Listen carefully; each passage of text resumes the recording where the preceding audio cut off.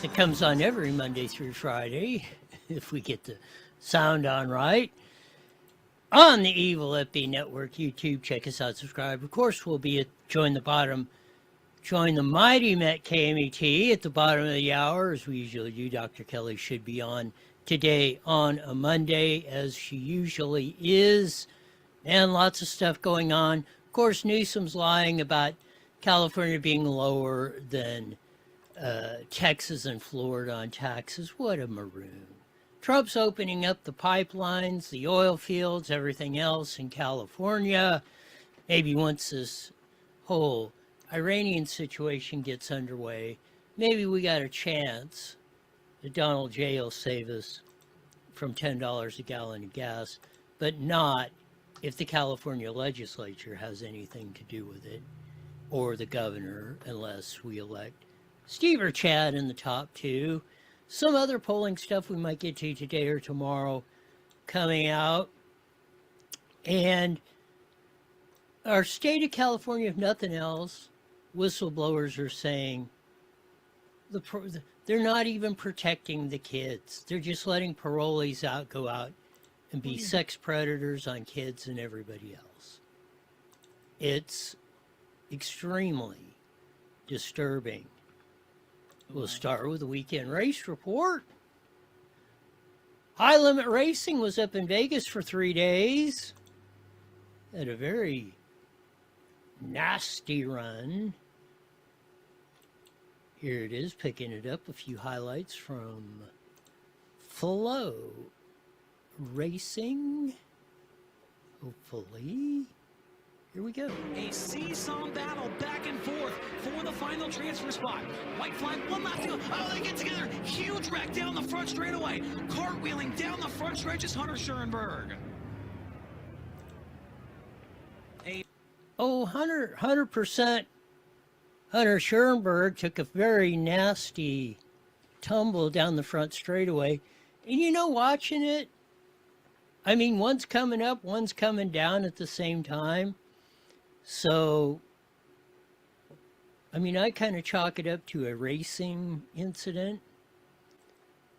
Hunter Schoenberg wasn't too pleased about it after taking that multi end over end, ass over tail rendition down the front straightaway, and he had a few words over there, but hey, all is fair in love and war, I guess. But that was a pretty wild ride.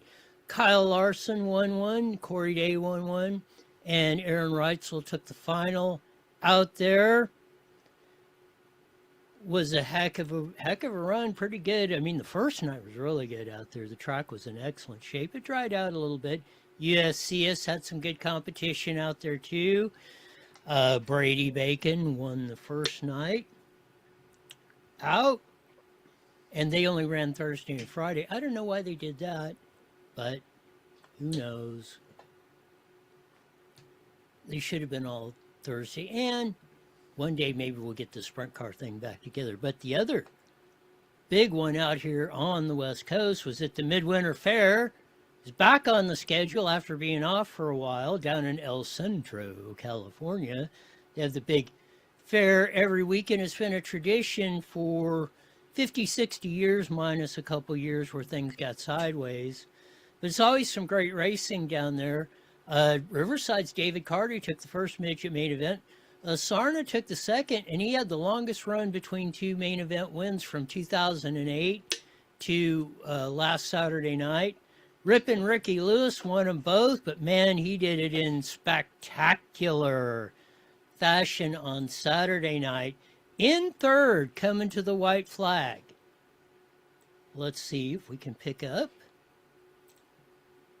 the Flow Racing report from USAC CRA down in El Centro. Here we go. Here comes Ricky Lewis up top. Lewis up top, around he goes. Lewis up top, around something he goes. Entering turn 3 now. Out of turn 3. For Lewis up top. Better down low to the line. Too close. From third to first in one lap, running the high side. Great job, Rippin' Ricky Lewis. Almost ran out of fuel, and their construction company saved him on the way down. He had an eventful weekend. I think third in the first high limit, USCS race up at Vegas, then 2 wins down at USAC CRA. Great job, ripping Ricky Lewis. Man, this is one at Friendship Motor Speedway. Modifieds got into it a little bit. Another one flipping down the straightaway big time. There you see it, kaboom. There he goes. Almost as probably even, maybe even wilder than 100% Hunter Schoenberg down in Vegas. But that was a wild ride at Friendship Speedway. Sad news, and you don't see this happen very often, but the World Outlaws sprint cars were down in Kennedale, Texas, with the Indy cars down there, which Kyle Kirkwood won. But sad news to report there, one of the safety officials, a longtime member of the safety crew for World Outlaws American Sprint Car Association, Billy Hurt, was killed responding to a crash. 2 of the safety personnel vehicles got in an accident heading to a crash where the driver walked away. But unfortunately, Billy Hurt was killed in that crash, so rest in peace, Billy Hurt. Want to get to you a little bit. This is an extremely disturbing story. Ashley's, the great Ashley's of all in our California 360 politics show, got a parolee whistleblower going on the scene, and they're just letting the parolees go. $349 billion frickin' dollars, and we can't monitor the parolees. I've said it, there shouldn't be no parole. Make them do their full sentences, and then when you're out, you're out. Then let's make the sentence whatever. And we should be hitting them a maximum sentences. We got $349 billion state budget. There is no excuse when their number one job that the state of California, the citizens have declared in the Constitution, is public safety. All this other crap is secondary. You frickin' maroons. Well, anyway, better play the Ashley Zavala report again before my head explodes. Thank you for joining us for California Politics 360. I'm Ashley Zavala. Frustration growing with how the state releases criminals from prison and an apparent lack of supervision while they're on parole. This week, state Republican leaders called on the governor to replace the parole board. It comes after the board approved the release of violent sex offenders under the state's elder parole law. Public safety must always come first. And Suzette Valadares is precisely 1,000% correct. Public safety must come first. It's getting down to 27,952. Oh, well, we'll just cut all that and jack our salaries up and everything to the moon. It's absolutely ridiculous. predators who admit that they're still attracted to children belong behind bars, not back in our... They belong looking at the roots of the freaking grass in my world.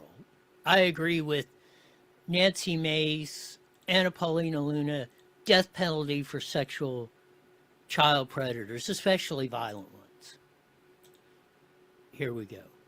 Community. The call comes as Governor Newsom's administration is facing a potential lawsuit. The family of a 27-year-old woman killed in 2020 blames the California Department of Corrections and Rehabilitation for not doing its job to keep tabs on a man on parole. He's now accused of killing their daughter and another woman while driving under the influence. Now, a former CDCR employee is blowing the whistle. He says there's a toxic culture when it comes to people who are released from our state's prison system with potentially dangerous consequences. We honestly had no idea what they were doing or how they were doing. You weren't tracking people who were on parole. I had GPS information and that's it. And who told you to not do that? My supervisors. Disturbing allegations from a former state corrections parole officer. As a sex offender agent, I had GPS tracking information, so I could see pretty much where they were at any given time. But beyond that, what they were doing at those moments, I have no idea. This is absolutely criminal. There's a whistleblower finally coming out telling the truth. You want to see these clowns? They're just letting them go free. This is absolutely criminal. More from KCRA 3 report with Ashley Zaval on the whistleblower. Here we go. He was on parole with a criminal history that includes 9 felony convictions, including drug offenses, attempted carjacking, and robbery. The Albe family is now filing a government claim saying Daly City Police contacted CDCR 2 days before the crash. They wanted help finding McAllister to take him into custody for violating his parole. But the claim says the state refused. Nothing can bring back their daughter. So they just want to make sure this doesn't happen again. And that if the parole division is supposed to be supervising parolees, let's make sure that's happening. Obviously, it's not. $349 billion, and we can't keep track of these parolees. Dangerous ones. Claim includes this email reportedly from San Francisco parole supervisors telling agents not to assist other agencies. There's the email. Don't assist other agencies. It isn't about ICE. They want a dangerous environment, so you will beg, you will say, do anything to make it stop. Getting Roy on here. Yes, that's what they're doing. They're making absolutely 1,000% of us absolutely nuts. Got a little late start today. All right, Roy, we got about 30 seconds. Dr. Kelly's with us. Good to hear from you, Dr. Kelly.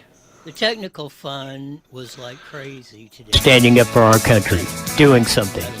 These big box stores stayed open while the little guys closed. Will our voices be heard? Sorry, Roy. No. So did you run the intro yet? No. Oh, okay. 10 seconds. Here we go. Those who support America, patriotswitch.com. IE Newswire Daily is on the air. The following is a paid program. Views and claims expressed are those of the program producer and are not endorsed by this station. Opinions expressed are not necessarily those of radio station KMET, its management, employees, or affiliates.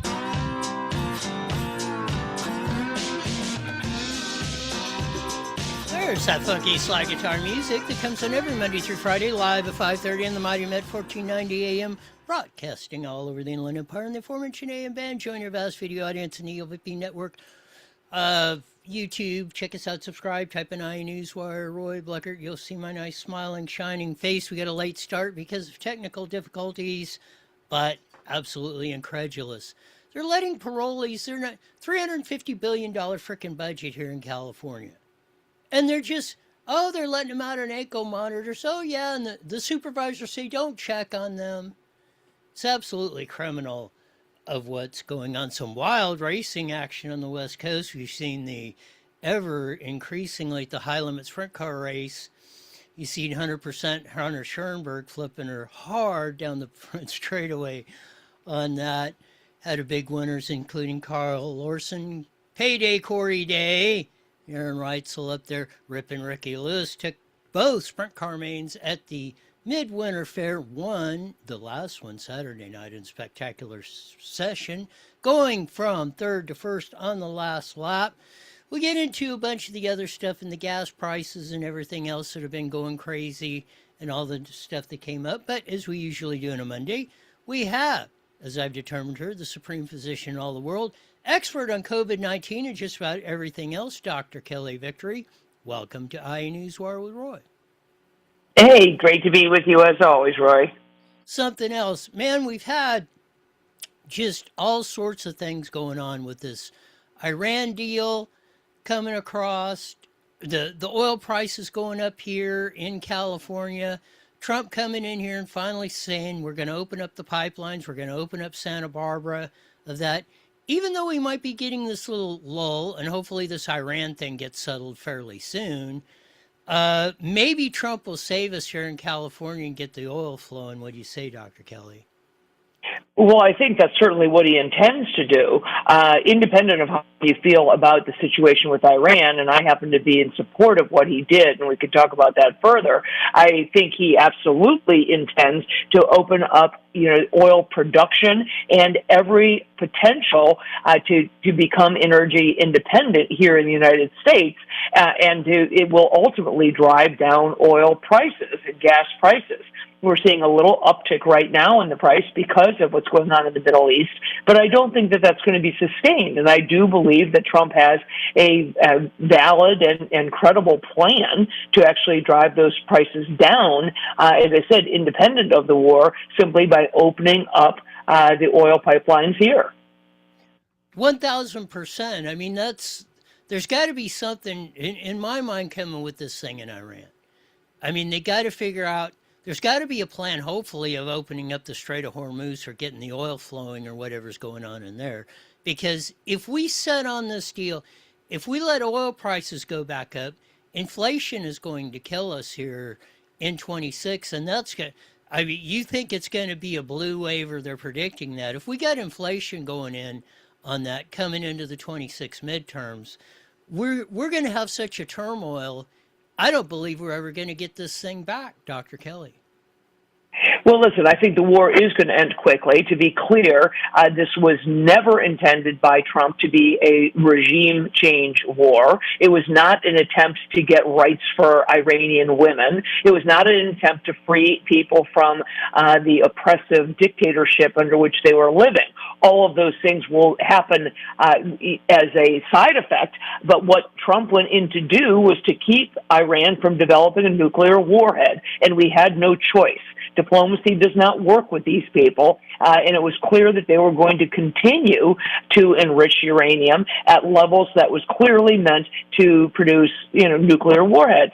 So this is going to end relatively quickly. I don't mean tomorrow. Then I say it may go on for a couple more weeks, but I think we will be well out of the woods by early spring. And in that case, I'm expecting that oil prices will come down. Iran has no friends, Roy. Nobody is coming to Iran.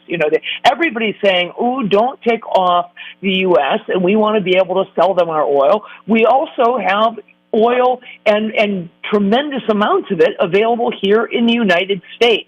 And I think that Trump will ultimately, get his arms around that. And I don't expect that we will have, I sure hope not like you, but I don't expect that we're going to have skyrocketing oil prices into the summer and fall. Whether or not we have the blue wave, it's truly because people aren't paying attention. It's as if they can only focus on one thing. In this case, it happens to be gas prices.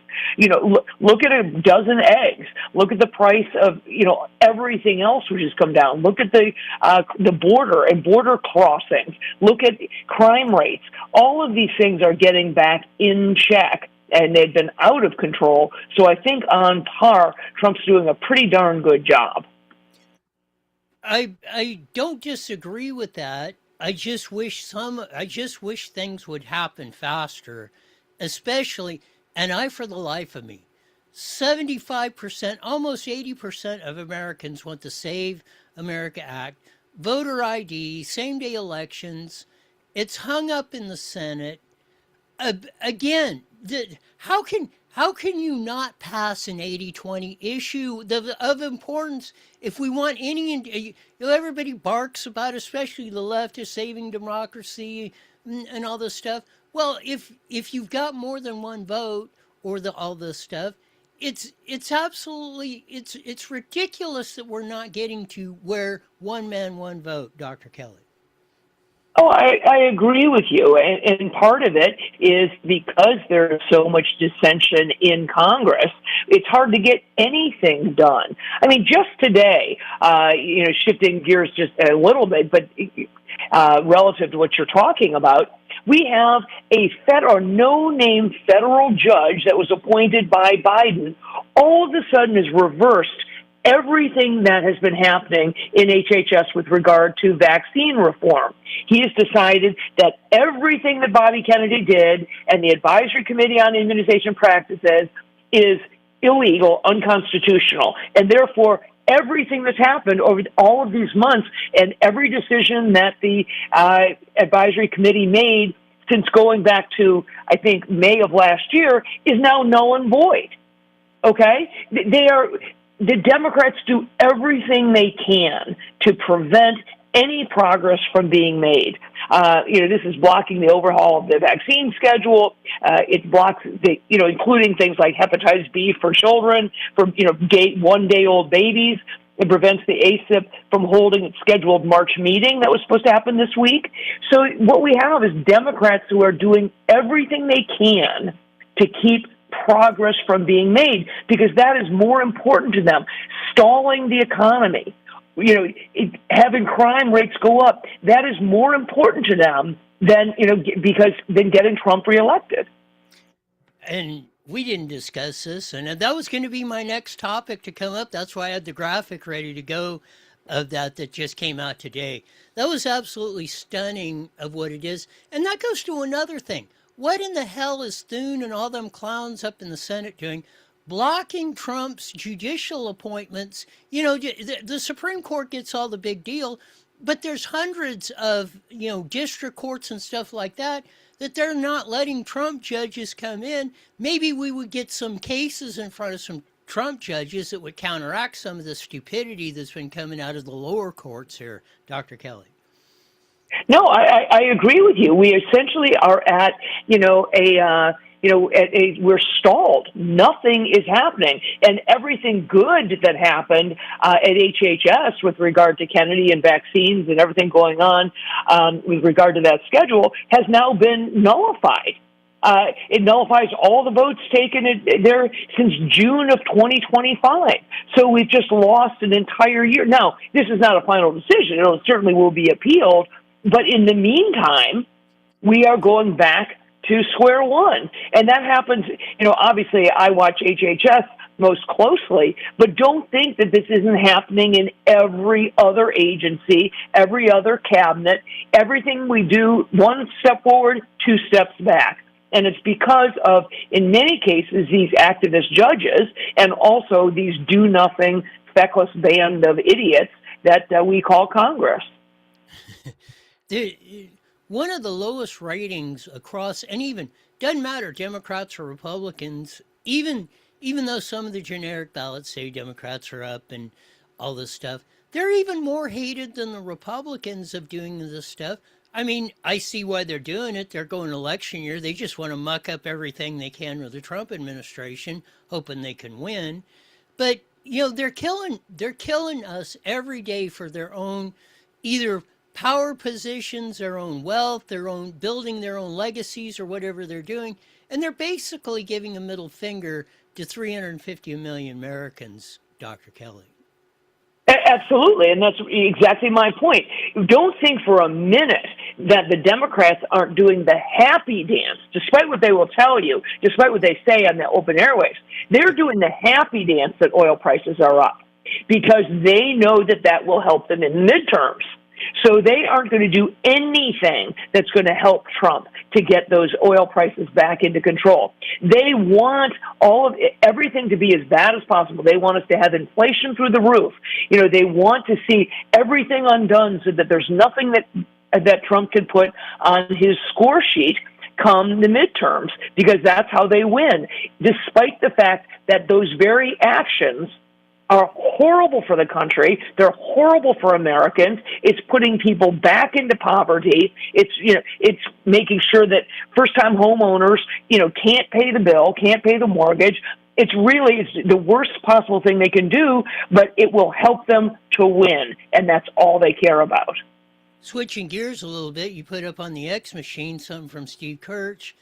It says, here we go again. Here you go, Cleveland Clinic study. Vaccination makes you more likely to get the flu, not less likely, Dr. Kelly. Yep. Absolutely, and this has been proven not just in one study, Roy. There have been study after study, not just on influenza, but also on the COVID shots, that they not only don't prevent you from getting the thing they were supposed to prevent, meaning either influenza or COVID, they actually increase your chance of getting those. You heard that right. It's what we call negative efficacy. The more vaccinated you are for COVID, the more likely you are to contract COVID. The more vaccinated you are for influenza, the more likely you are to get influenza.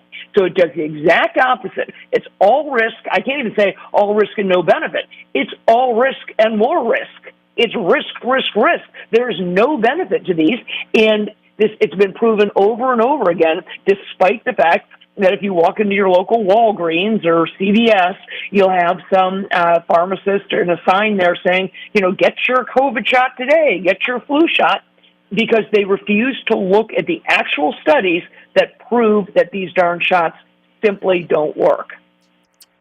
Driving past the hood ornament a little bit, with all the stuff in COVID and all the stuff with the vaccines and coming out, and we know now, I think the evidence is quite clear. We're in big trouble with this COVID vaccine and all this other stuff. There's going to be a multitude of health problems coming down the pike. Nothing more, and I don't know that it has anything to do with it, but Susie Wiles just announced that she had breast cancer, the chief of staff of President Trump. But we've seen the explosion in cancers and all sorts of deliberative diseases that are starting to be tracked to more people who've had the COVID vaccines have had them. What should we be doing now today to prepare our health industry and strengthen it so we can withstand the barrage of patients, I believe, and I think you do too, that are going to be coming in the coming years and decade, Dr. Kelly?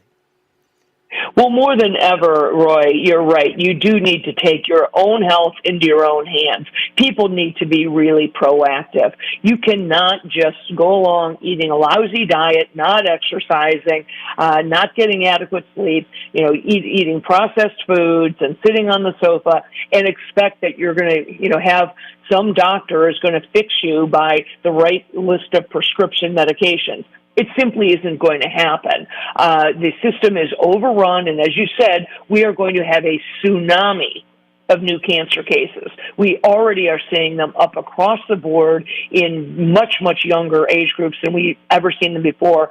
I'm talking about aggressive colon cancers in people in their 20s and 30s.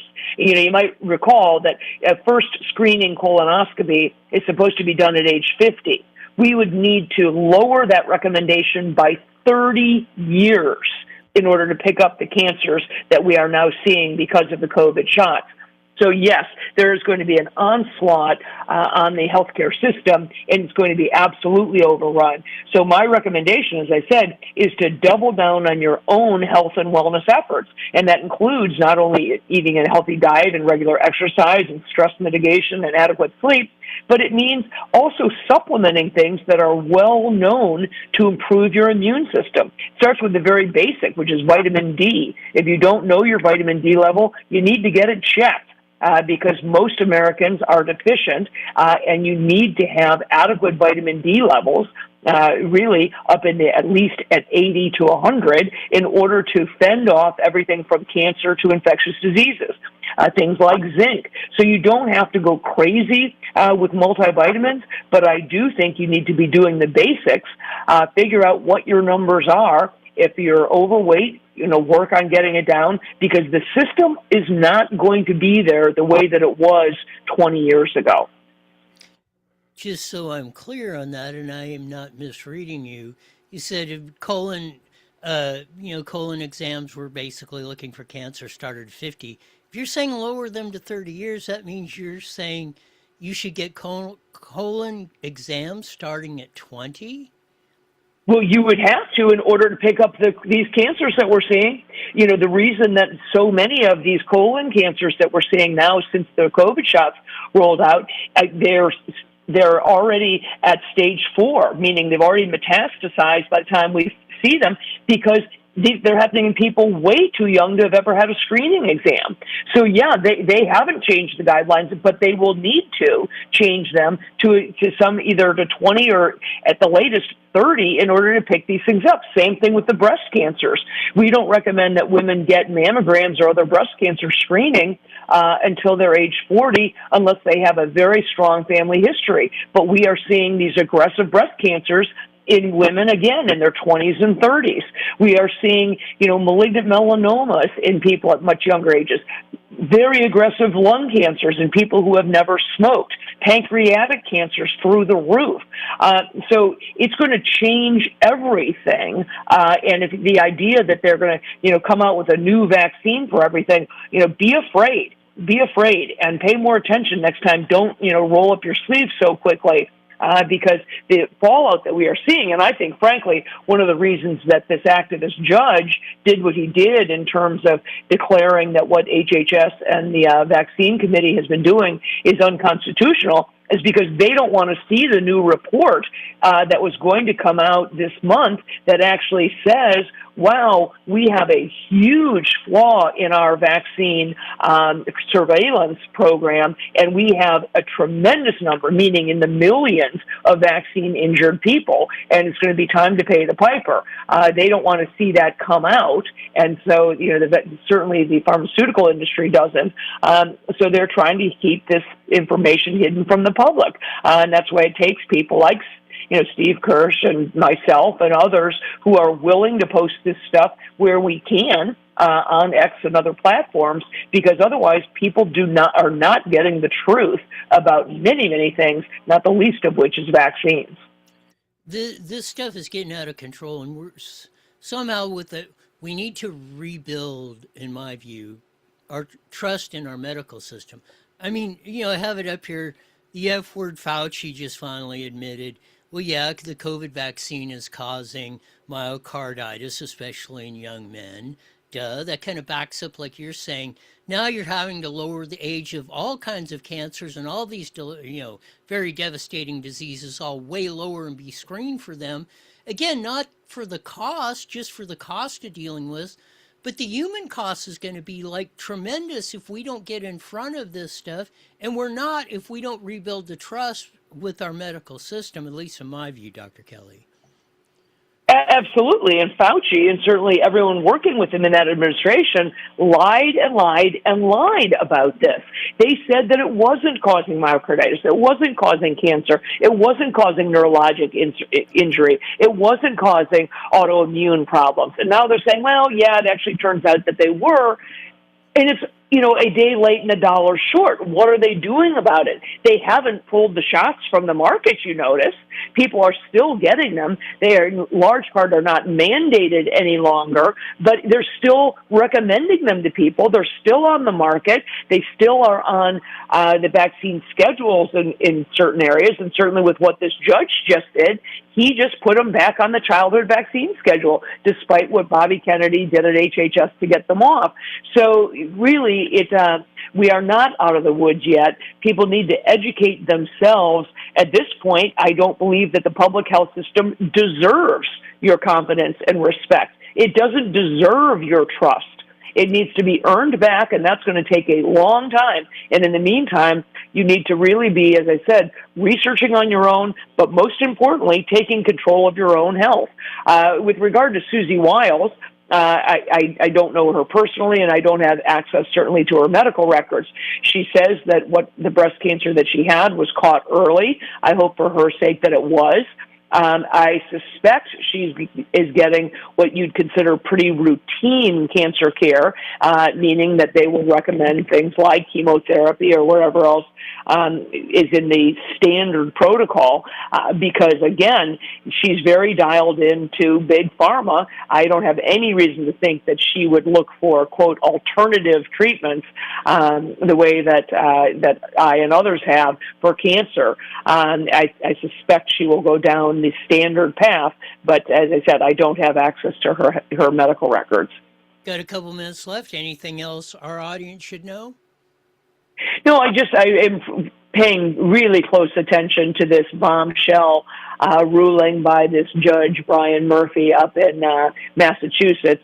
It's really going to set things back. Hopefully it won't take long for there to be an appeal on that. But in the meantime, I feel badly for parents who are sort of stuck in the conundrum of, which schedule do we follow then?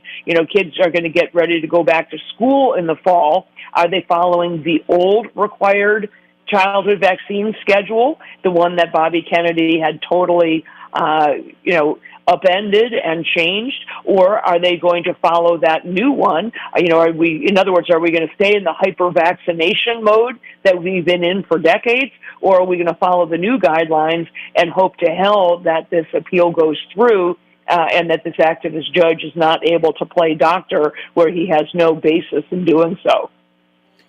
Thanks for being on, Dr. Kelly. We'll do this again soon.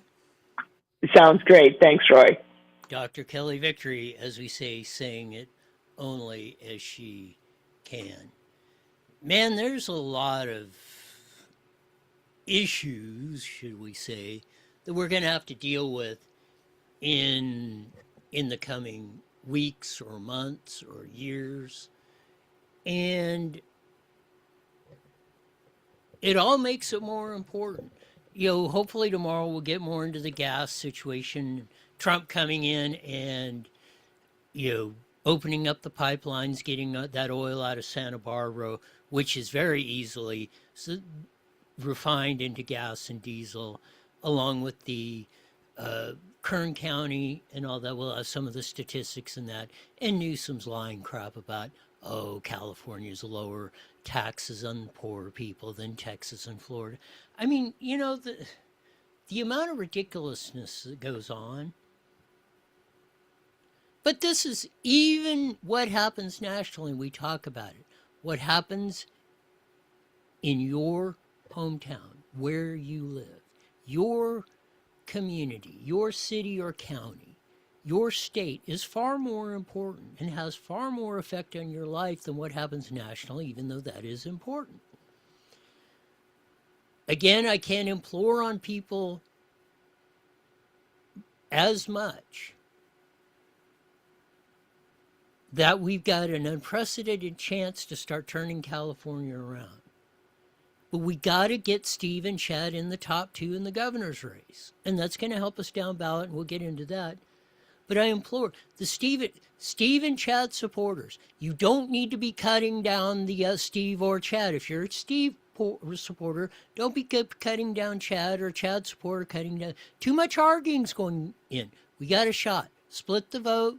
Those of you that like your candidate, that's fine. We'll try to figure this thing out to even it out. I'm holding my vote to maybe the last day. I'm going to give my vote to either Steve Hilton or Chad Bianco, whichever one I think is lower or needs the help to get in that top 2. And then we got to knock Swalwell down. This whole thing of trying to get Swalwell knocked out is the Democrats' plan to try to get the Icky 8 to the 7 dwarfs. So don't buy into that. And the ones that are spreading that, especially on the center-right side, either, and I don't think they're stupid, they're in with the other side.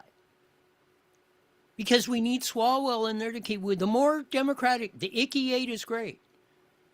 If you get down to the 7 dwarfs, it just makes it that much more possible that they'll get one of their guys in the top 2, because that's less the vote's going to be split. And Swalwell's going to we need Swalwell to take about 10 to 15%. If he's right in there with that range he has been in now, that's perfect. As long as we keep Steve and Chad above those numbers, it's aces. Then, like I said, from June to November, if it's Steve and Chad, knock yourselves out. I mean, go for your candidate. That's what politics is all about. But we need to stop center-right, freedom liberty types, Republicans, stop bashing Steve and or Chad. Please. Let's get him in the 2. Let's make sure we're going to get an R governor. Then we'll worry about which one it is. Play the strategy. That'll do it for today. So we usually say at this time, mandatory, you're back here in 23 hours wide. You're the best darn show in the whole wide world. Till then, see ya. The proceeding was a... All right, Roy. Well, take it easy. I will talk to you tomorrow. Hopefully. My XSplit program was working. I mean, I did come in, fired up, good. When I went on, it just went freaking haywire. Oh, it's a wonder man. I got on. I don't know. I'll have to diagnose it. I don't know why it's doing all kinds of crazy stuff. Well, I don't know. It's usually always a fun day on Monday anyway. All right. Well, hopefully I see you tomorrow. You got it. Bye now.